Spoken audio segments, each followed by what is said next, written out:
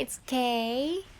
Welcome to my build guide for the Minion Bomber SOS Necromancer. This is a mid and late league build that requires several build defining uniques as well as crafted items. The build uses Summon Raging Spirits as self-targeting time bombs that can off-screen kill all monsters and even bosses. The Minion Bomber Necromancer has big burst damage and is easy to play. Clear speed and survivability are not bad, and the cost is low to medium depending on the mods on your gear. In this guide I will talk about the key mechanics of the build, the passives, Ascendancy and Pantheon, and gear including gems and links.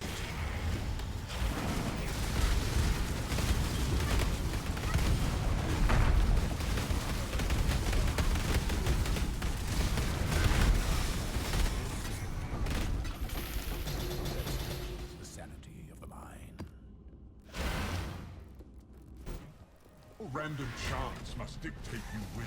You will fall.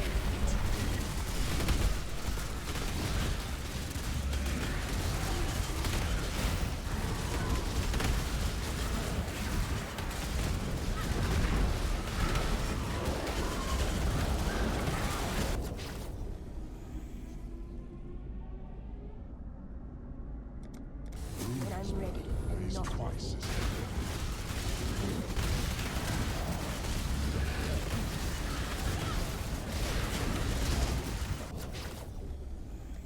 ruin surrounds you.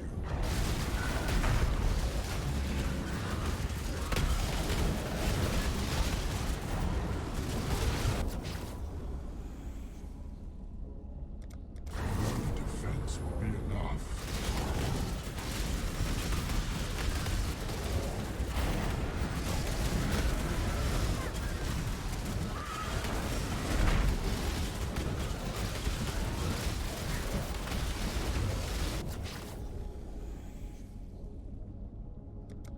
Avoid the miasma.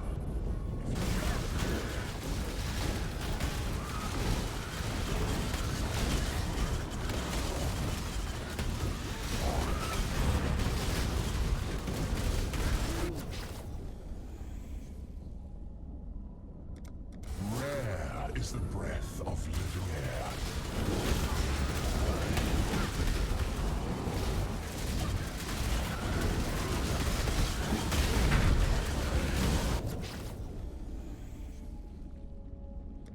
The vapors are inescapable.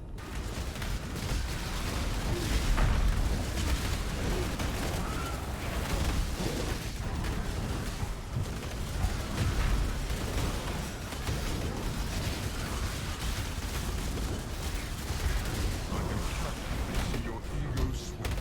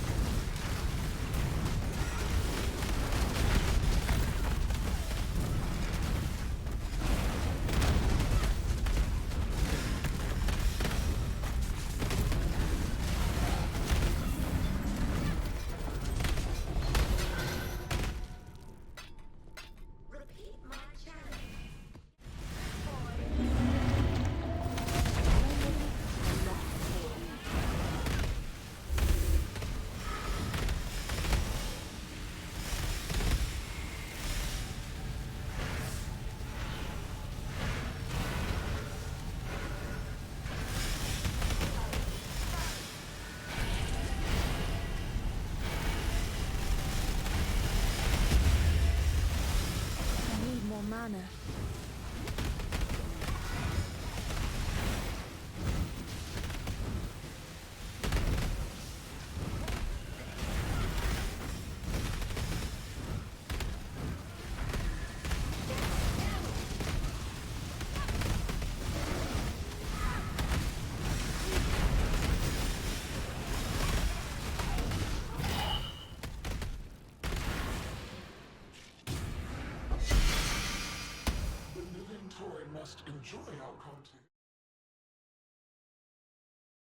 The main damage comes from the Summon Raging Spirit. The Raging Spirits are aggressive and can fly over and around all terrain features. They will even fly off-screen to kill monsters and bosses. The build is built around the Minion Instability Keystone passive. It makes minions explode for 33% of their life pool when they reach low life. The explosion damage can be scaled by both minion damage and minion life. The Tavuka unique amulet deals damage over time to the Raging Spirits, so after a short time, they will explode from minion instability.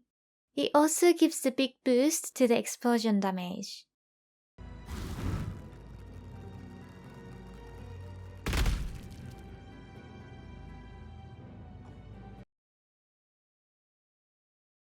The Minion Bomber build also uses skeletons to help with map clearing. Earrender's Embrace deals damage over time to the skeletons, so they will also explode from minion instability. In addition, the skeletons will increase fire damage taken by enemies.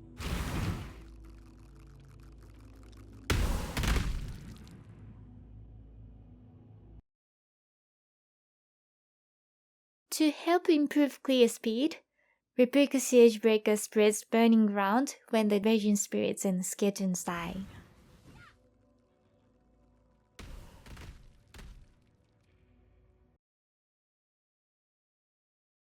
Skitterbots normally have a shock and chill aura, but Profane Proxy will replace one aura with a Socketic Curse, so the Skitterbots become a mobile flammability curse aura.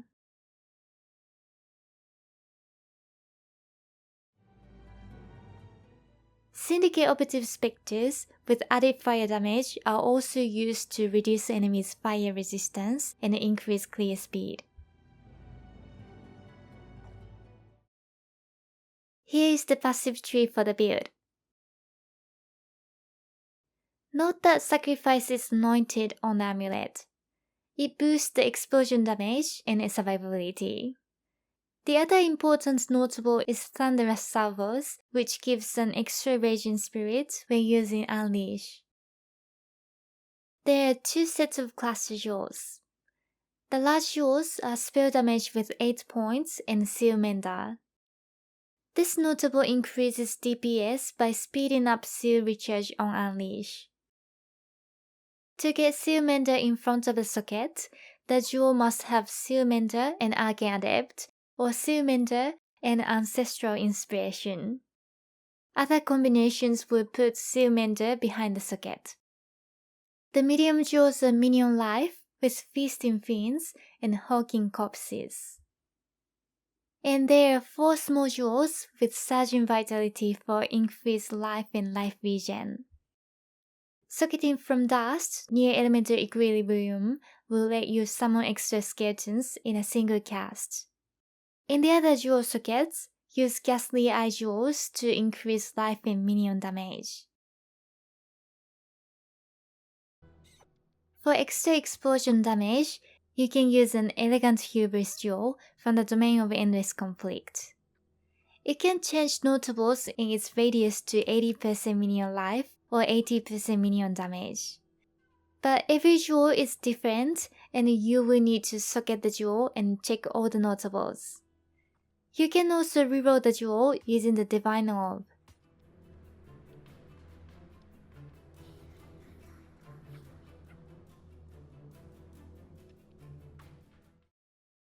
For the Ascendancies, Unnatural Strength and Bone Barrier will increase the explosion damage as well as tankiness. Bone Barrier also gives you the Bone Armor skill, which you can set to your left mouse button to auto-cast while moving. Lastly, Mistress of Sacrifice will apply your offering to your Necro for extra block chance. For the Pantheon, I like to use Lunaris and Shakari. Here is an overview of the gear including gems and links. Overall, the priority is to get the highest life mode on all items. After that, make sure your elemental res is 75% and get as much chaos res as possible. And then look for these important mods. For your first weapon, you need a one-handed melee weapon. I recommend using an unveiled weapon from the Syndicate mission because the trigger mod has a 4-second cooldown compared to 8 seconds if you use the crafting bench.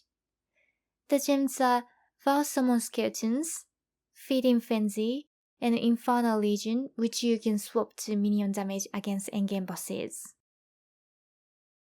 For the helmet, you will need Elder Influence. The important mods are minion damage and minion life. After that, look for Conk effect for the third mod. You can also use Burning for the fourth mod for extra ignite damage. The gems are Summon Raging Spirit, Unleash, Predator, and Fire Penetration. For your second weapon, use Earrender's Embrace. Covered in Ash decreases enemies' movement speed by 20% and makes them take 20% increased fire damage. The gems are Cast when damage taken, linked to Bone Offering, and Clarity, which can be unlinked. For the gloves, use crafted rare gloves with a good life roll. The gems are Skitterbots, Convocation, Dash, and Second Wind. For the body armor, use a 6 link with a good life roll and resists. I recommend crafting increased maximum life and mana. The gem links are Ray Spectre, Elemental Army, Combustion, Added Fire Damage, Empower, and GMP. For endgame boss fights, I like to swap GMP to Culling Strike. For the boots, I recommend boots with high movement speed. The gems are Raise Zombie, Summon Stone Golem, Meat Shield, and Stormbrand. For the amulet, you must use Tabukai. It deals damage to the Raging Spirits, so they will explode from minion instability. A negative chaos res will make them explode sooner. Anoint the amulet with sacrifice using teal, azure, and violet oils. For the rings, use Profane Proxy in the left side and Socket Flammability. This will replace the Skitterbot Student Aura with a curse. On your other ring, craft increase minion movement speed. For the belt, use a Rebuke Siege Breaker. This makes the Raging Spirits and Skeletons spread burning ground after they explode. Lastly, the flasks are Life with Staunching for bleed removal, Rumi's Concoction, Quicksilver for speed boost, Quartz for phasing and dodge, and a Mana Flask for extra mana regen.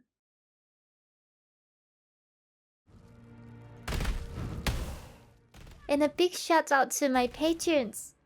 As always, thank you so much for your support. Okay, I hope you enjoyed this build guide video for the Minion Bomber SOS Necromancer. Let me know what you think in the comments below. Thanks for watching, bye!